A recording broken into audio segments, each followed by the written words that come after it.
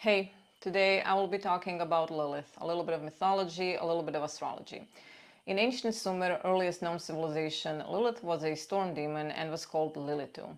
The name Lilith, or the phonetic name Lilith according to some, originates somewhere around 700 BC. A name Lilith is sometimes given to the asteroid number 1181, a minor planet located between Mars and Jupiter. It is too faint to be seen other than through the telescope. It is not a dark moon, but a planet that shines by reflected light from the sun, as does the Earth. Now, Lilith is mentioned in the Apocrypha biblical writings as the other woman, in the original triangle that caused the Garden of Eden be no longer a paradise, but not everyone agrees she is a part of biblical texts. However, I will tell a short story about Lilith, one version that is. So in the beginning, Adam was married to Lilith. She was made from earth, but God used unclean dirt, so the results were somewhat predictable. Intimate life was not very good for the two lovers, as Lilith opposed Adam, noting that they were created equally. So she flew off to the Red Sea, where she was very promiscuous with many demons, thus giving birth to over 100 baby demons in a day. Now, because Adam missed her, God sent three angels, Senoi, Sansenoi, and Semangaloth, to try to convince her to return to him. And they went, threatened Lilith in numerous ways, and while they failed in their mission, they did reach some sort of a compromise. So she agreed that 100 of her demon children would be killed every day. She also agreed that whenever she sees the names of the three angels written on a door or on an amulet near a newborn, she will not harm the babies. She refused to return to Adam, but she also vowed she will not harm the offspring of Adam. So God decided to make Adam another wife, and he constructed her from inside out while Adam was watching. And because Adam was so terrified by what he saw, God realized this will not work. So he started anew, but this time while Adam was asleep, and removed his rib and created Eve. Now Eve was more compliant than Lilith and more malleable. So when Lilith snuck into the garden in the form of a serpent, she easily convinced Eve to try the fruit of the tree of knowledge, or the forbidden tree. Because of that, Adam and Eve were banished from the Garden of Eden. As a punishment, Adam entered a period of celibacy that lasted 130 years. And while he was not intimate with Eve, he could not control Lilith and her demons, as they came to him during the night, coupled with him, and gave birth to many other demons. And one of them was Lilith's child, or as some texts suggest, a twin, Samael, who later became her mate. Samael is the king of all demons, associated with Mars, the north, the left side, and Tuesday.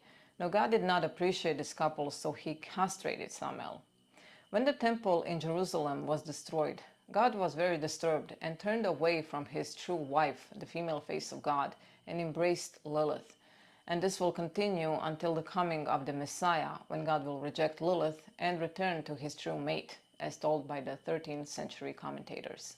In another story, Lilith lived on a sacred tree, Hulupu, and her neighbors were wild birds and snakes, and she had the power to kill all living plants she touches. After the tree was cut down, only Black Moon survived. So Lilith is seen as the first femme fatale in the human history. Modern depictions usually show Lilith as a vampire. A lot of painters, mostly from 19th century, were fascinated by Lilith, and rather than a demon, these painters presented her as a beautiful, romantic seductress. In astrology, Lilith can indicate the area in which the dark side of the individual is concentrated, showing weak points in one's psyche. It is also all about reclaiming autonomy, and this calculated point shows when one refuses to be confined. It is possible that Lilith in a natal chart of an individual could represent foundation of beauty, especially in a female chart. And that beauty can burst through at any moment, on any level of consciousness. It is fluctuating and reflective, grows and wanes, but is somehow always renewed. Lilith is a symbol of the unseen, of primal energy, illusion, temptation, sometimes lies, obsessive emotional states, and her colors are said to be black and red, but some think purple is also appropriate. If Lilith is located in the fire signs of Aries, Leo, and Sagittarius, these individuals should exercise more self-restraint and self-control, as they will endure changes they cannot control in their lives. If in earth signs of Taurus, Virgo, and Capricorn, in order for them to lead a harmonious life, they should learn how to share and stand firmly on their own, as they might not have the life they dreamed of. If in the air signs of Gemini, Libra, and Aquarius, they should avoid gossip and intrigues, practice unselfish love, and value trust of the loved ones and friends, renewing thoughts and mind. If in the water signs of Cancer, Scorpio, and Pisces, these individuals should develop high levels of honesty and abandon cruelty. Also, clairvoyant abilities may be prominent. Now, Lilith stays in one sign for approximately 9 months, a little less, so almost the same time a pregnancy takes. And here we can also see a very strong connection with women. There are some examples throughout history where in a natal chart Lilith is prominent, usually close to the ascendant or midheaven, and some of these people are Albert Einstein, Mother Teresa, Audrey Hepburn, or Wolfgang Amadeus Mozart. Lilith seems to be the most significant when located in angular houses, so in 1st, 4th, 7th, or 10th house. Also, if very close to the angular houses, the more captivating the individual seems to be. And while I'm on topic of houses, the 12 houses represent places where doing and experiencing life happens. And with every planet or point, other than just placement, aspects will play a significant role. Thus, it is difficult to talk about placements in houses only, as this is too simple. But for the purposes of this video, let's say that if Lilith is placed in the 1st house, it may show that the individual does exactly what one wants, but does it silently, having and sticking to a plan. And these people might also have unusual tastes.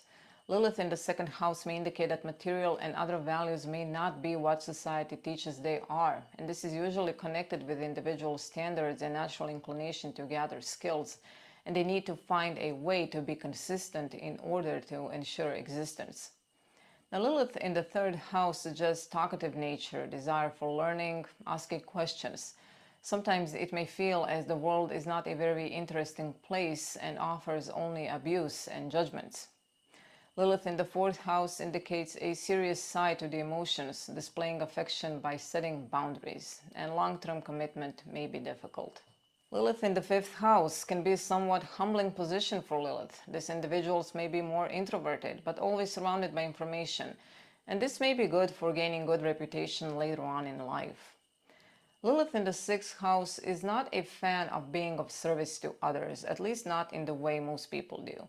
Now, these people will do something voluntarily, not because they're being told so. Sometimes even a small request could be seen as a command, and it is possible one will stop fulfilling their duty once it starts feeling like a duty. Now, this is a placement of strong freedom seeking.